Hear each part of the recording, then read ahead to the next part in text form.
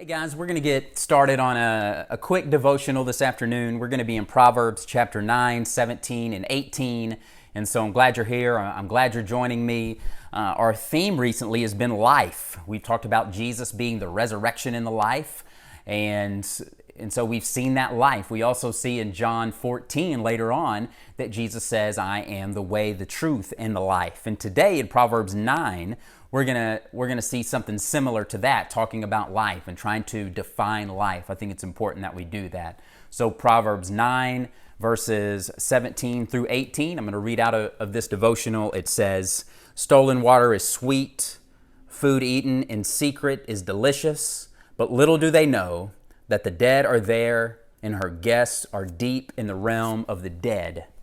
Her guests are deep within the realm of the dead. Well, whose guests are deep within the realm of the dead? It's talking about folly. The book of Proverbs is about wisdom, and wisdom is a person. Wisdom is God himself, and the opposite of that wisdom is folly. It's foolishness. It's simple-mindedness. It's mockers. It's all of the types of people that it describes in Proverbs. All right, so within Proverbs, it defines life, or basically says righteousness, right living leads to life, while wickedness, which would be the folly and the simple-minded people, the mockers, all of that leads to death. Usually life refers to the quality of life more than it does the length of life. So a righteous life leads to a good quality of life. It talks about loving relationships being part of that quality of life in 15:27. In 14:30, it talks about a heart of peace. And in 21:21, it ultimately is saying that life is found in fellowship with God, in knowing God. That's where life is found. This is God who is our life, as it says in Deuteronomy chapter 30:19 that I referred to, or we talked about yesterday. This is Christ who is your life. This is to know God as eternal life, as Paul puts it several times in the New Testament.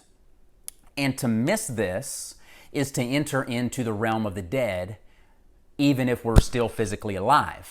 So what do I mean by that? We enter into the realm of the dead even if we're physically alive if we don't know life. And life himself is Jesus Christ. As the New Testament believer, we know that the source of life and the person who is life is Jesus. So if we don't have him, by definition, or just by all logic, then we have death. He who has the Son has life. He who does not have the Son does not have life. That's what it says in John 3:36. Because apart from fellowship with God, we are spiritually dead. So what is true life and what is true death?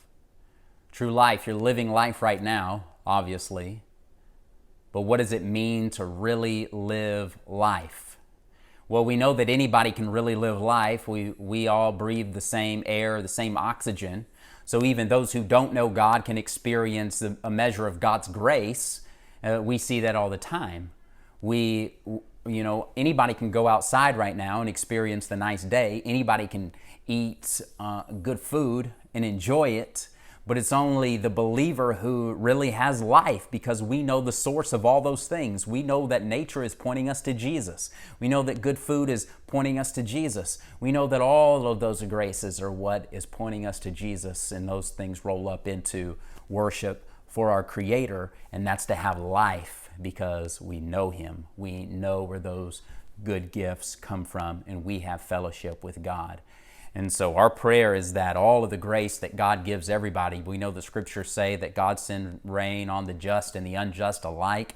And I pray that whatever is done for the people would point them to the Creator, and that they would be introduced to Jesus Christ and their lives would be changed. But we remember during this time that 2 Corinthians 4:16 says we're all being renewed day by day, even though our outer body is wasting away.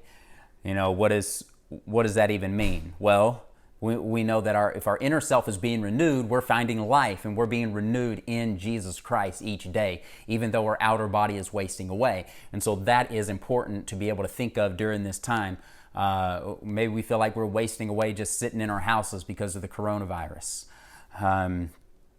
And we have to remember that we're being renewed day by day. So even when it comes to sickness, when it comes to aging, when it comes to injury, and the fact that the body is wasting away, then we remember that we have life. We haven't lost any bit of life if we know God through Jesus Christ.